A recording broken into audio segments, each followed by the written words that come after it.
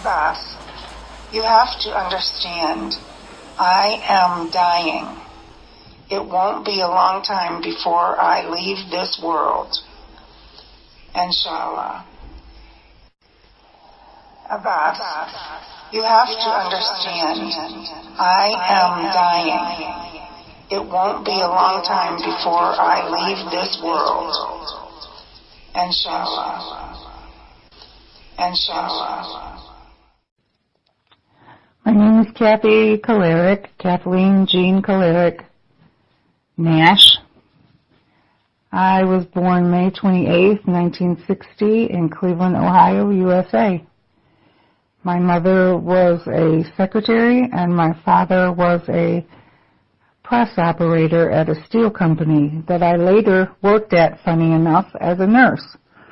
And I saw his medical chart when I was just a baby. He was working there, and then I became a nurse there when he was grown and old. We moved away from Cleveland. I kind of lived in the inner city. We moved away from Cleveland out to the country. That was in 1968 or 1969. We built a house on former farmland. There was farmland behind us, farmland across the street from us, and a little river down below us. So we only had a neighbor on one side of us, and it was pretty rural. And I loved it, and my sister loved it, Kim, who was 5 years younger than me, my brother Ricky, who was 2 years younger than me, and later came my brother Eddie, who was 10 years younger than me, born in 1970. So there were 4 of us, 2 girls, 2 boys. And we had a very, very good life in Hinckley. We played in the farm fields. We played with the cows. We played in the farms, in the barns. We took our lunch up in the trees. We climbed the trees and sat in the trees for lunch, my girlfriends and I, who lived further up the street. And it was a nice life. And there I went to school. There I graduated from high school in 1977. I had just turned 17 years old. I actually got out of high school when I was 16 years old. And then I began to study nursing at the University of Akron that fall of 77. It was very difficult for me. I kept falling asleep in class. I had to repeat classes because I did not do well. I thought I was not smart enough to take a baccalaureate program in nursing because I thought that I couldn't learn and that I would have to do a nursing program at a hospital where I could learn by hands-on and not book work. Well, later in life it came to find out that it wasn't that I was not smart, it was that I had a sleeping disorder called narcolepsy. Narcolepsy makes you feel tired 24 hours a day, as if you hadn't slept for 2 or 3 days. I used to fall asleep driving my car. One day, I drove my car and rolled it over in a farm field, falling asleep. I wasn't hurt. The car was not hurt. Just a little dent, luckily, thank God. But anyways, that was the gist of my apparent thoughts of I was stupid. So I quit Akron U, and I went to the nursing school at Akron General Medical Center, School of Nursing. And I had to start all over again after doing 2 years at Akron U. So then I did 3 years at the nursing school, full-time. That put me at 5 years with no degree, but I became a nurse, a registered nurse. Took my test for the state and passed it the first time. And my first job was at Akron General Medical Center. I worked in the coronary care unit. That was very challenging and very scary. And shortly after I began working, the nurses had a union there, and they went on strike for, I don't know, more money, whatever they went on strike for. But since I was new, I honored their strike and I left work with them and stood on the road with our signs. I couldn't afford to not work. So I think I was married at the time to Graham Nash from England, who was 19 years older than me. And we moved to Akron. No, we moved to Medina, I think, at that time. My dad was living there. And I began work at Medina Hospital, a small country hospital, working in the intensive care unit there. On the night shift, and I was tired all the time. I had Colin and Noelle. Those were my two children, born in 1984 and 1985.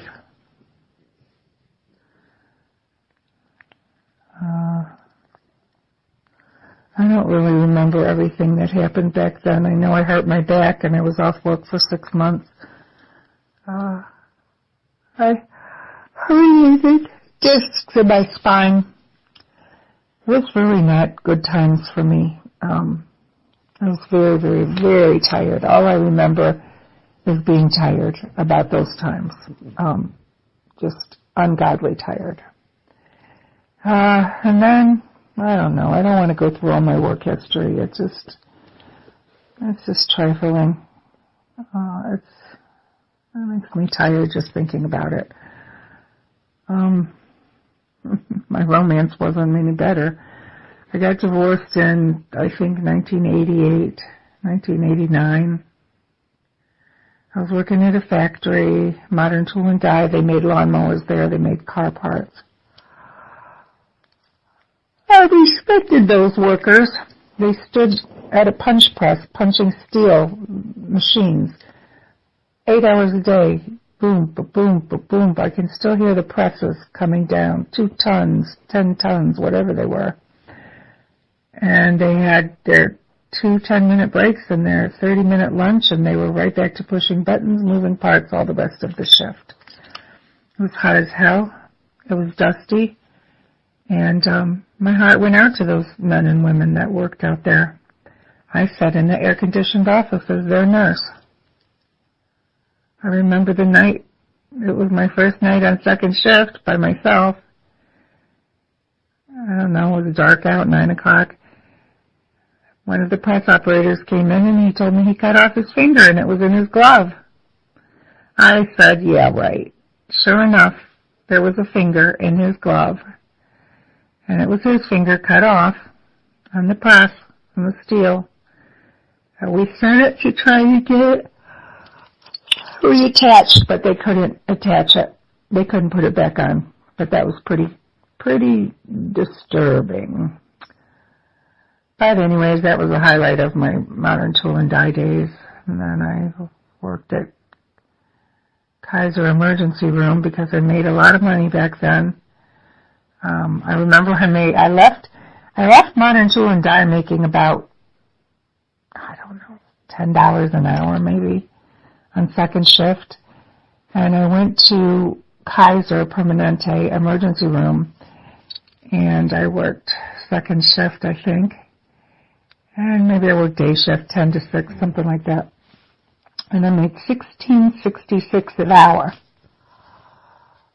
Well, I thought I was rich. I was still married. It was getting worse. And then I guess we got divorced. And then I didn't like the job. The job at Kaiser was very busy. But I got a job across the street at UCAR Carbon Company as an occupational health nurse. And it was a joint venture between Mitsubishi Corporation and Union Carbide. Well, Union Carbide had gone downhill ever since they had the release of the gas in, I think it was Bhopal, India, that killed so many people or made so many people sick. Anyway, so Union Carbide had to split off a lot of their businesses. So they went half and half with Mitsubishi. And I was a nurse there. And that was my first experience working with and around white-collar workers. They were all educated. They all had college degrees. They were all professionals. It was a good environment. It was a great job. I made friends there. I met Lee Allison there, Willie Lee Allison, and who was also 19 years older than me. We became great friends, and we all went out. We all used to, some of the engineers, electrical engineers, metallurgical engineers,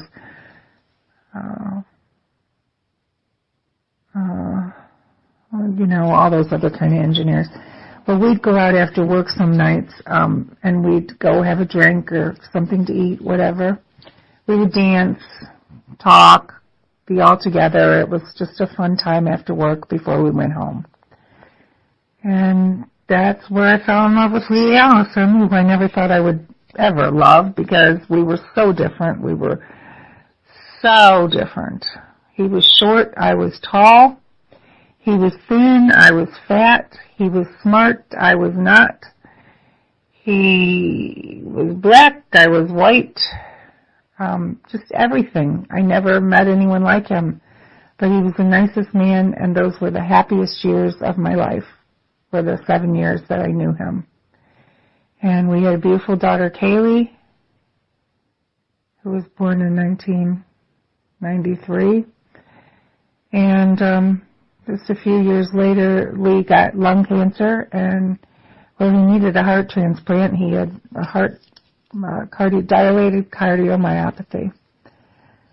And watching him go downhill was devastating, just devastating. To me and the kids, I guess, but I wasn't there for them. I was really not there mentally, emotionally for them. And I feel bad about that because they needed a strong mother, and I fell apart. I just fell completely apart. But then again, I had no emotional support from myself. My mother baked me a cake for my birthday, and I don't even think she sat and had a piece while she was here because she had to get home to her husband, Henry. I don't know what day Lee died, May 26th or May 28th, 1998. But it was a relief because his family wouldn't let me see him. And when I heard from somebody that he had died, I guess his brother called me, that he had died, it was a relief because I knew he was at peace and he was gone. But it was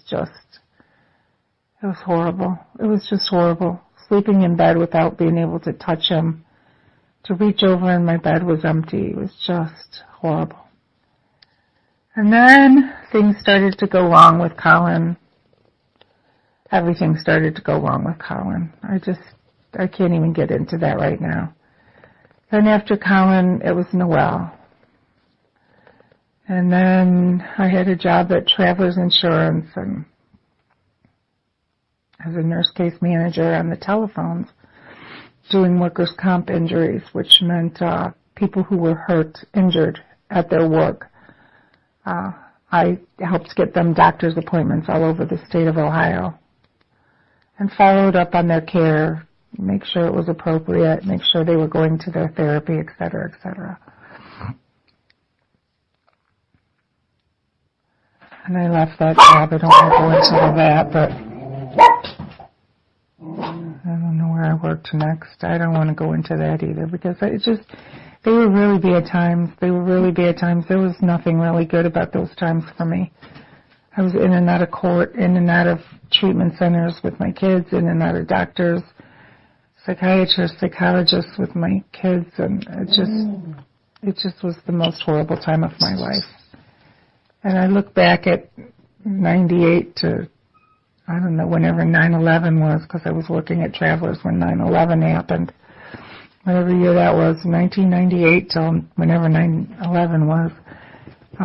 The only thing that got me through all that was that God was carrying me because I was not competent to care for me or the children. I'm a little bit tired now, so I'm going to stop.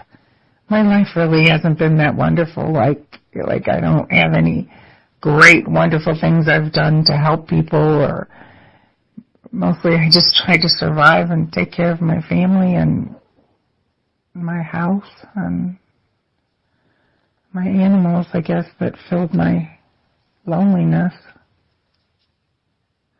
I spent a lot of days alone. I was very, very lonely most of my adult life. Very lonely, even though I had the children around me. Later on, I had the grandchildren around me, but I had a sense of loneliness that was into the pit of my soul, a loneliness that nothing could fulfill. And I just always felt that it was because Lee died and he was my life. But I didn't want to go out and meet people. I didn't want to do anything. It was still just too much for me to work, come home, take care of the kids, go to bed, go back to work. I wasn't yet diagnosed with narcolepsy, so I was still tired all the time. And those days come by my head in a blur. I don't remember them. And my brain turned off and went to sleep whenever it wanted to. And although I appeared to be awake, my brain was sleeping. And you'll just have to study about narcolepsy if you want to understand what I went through. But then my two children, Noelle and Kaylee, both had narcolepsy. And I believe Colin had it too, but he didn't go for his sleep studies and see the doctor. So, Abbas, that's all I can write for right now. And everybody else, anybody that wants to listen to my boring song, or boring story, I'll talk more when I get more energy. I have a little bit of a headache. Today was my first day of radiation. I got breast cancer in 2018, 19, 2019, 21, 20, 21, 22. Yeah, this winter it would have been 4 years. So it was 2019. And I started chemo and radiation, and but the tumor had grown so fast, it wasn't even there in the summertime, and I found it in the fall, or winter, early winter, I don't know.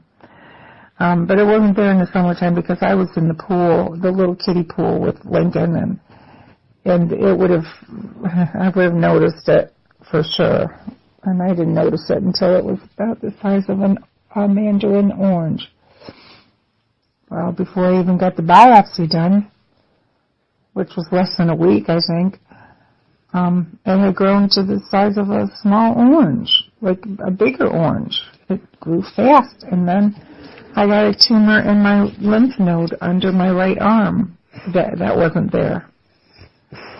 So that made my cancer, my breast cancer, stage 3, grade 3, which was the most aggressive cancer there was. And I decided I was probably going to have about 3 years to live, and I was going to live those years to my best ability. And I tried. I was active, I think. Spending a lot of time with the grandkids, at least Lincoln and Harley. Kaylee and Noelle were busy. I didn't get to spend much time with their kids like I would have liked, but they never let me take them anywhere either. I don't know, they thought I was a bad driver or drunk, I don't know. Anyways, that's enough for now. Bye.